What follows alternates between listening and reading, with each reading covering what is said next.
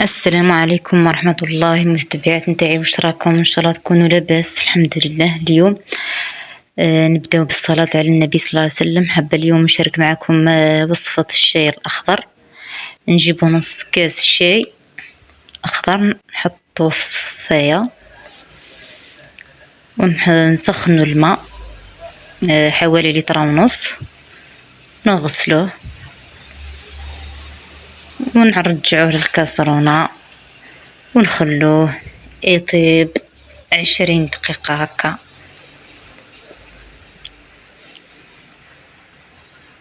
كي يغلي بعد نقصلو نخليه يطيب مليح. وكي طاب هاني صفيتو وزدتلو النعناع اليابس ولا النعناع الخضر اللي عندك، ونزيدولو السكر ونبداو نخلطو فيه مليح.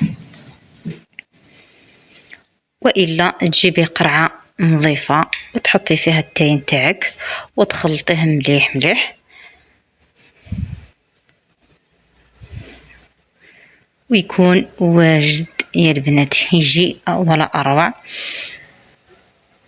هنا نصفوه من هذاك النعناع ونحطوه في الابريق. جربوه وما تندموش.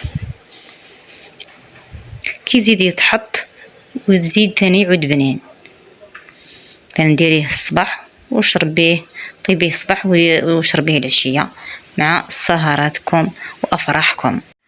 ما تنساوش تدعموني بجيم وتعليق يحفزني يا البنات باش نقدم لكم الافضل. والى اللقاء.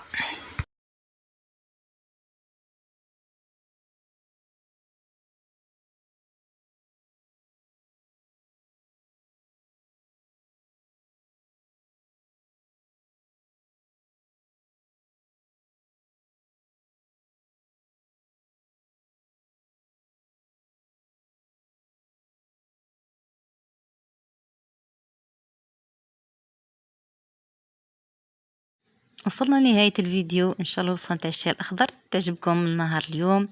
لسهراتكم حبوباتي، ما تنسونيش بلايك ولا تعليق يحفزني إلى فيديو آخر إن شاء الله. إلى الملتقى.